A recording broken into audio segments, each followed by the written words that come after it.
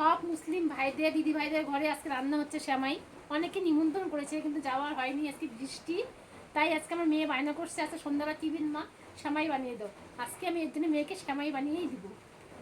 বললো সেমাই খাবো, আমি সঙ্গে সঙ্গে এসে দুধ বসে দিয়ে জাল করে দুধ আর চিনি জাল করে নিলাম। আজ সেমাই রান্না করতে অনেক কিছুই লাগে সেটা আমি জানি, কিন্তু আমার ঘরে আছে সেরকম কোনো কিছুই নেই।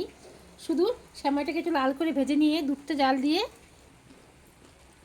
দুধের উপরে দিয়ে দিব সেমাই যে লাল করে ভেজে রাখছি সেমাই ভাজা, ভালো করে একটু জাল করে নিব।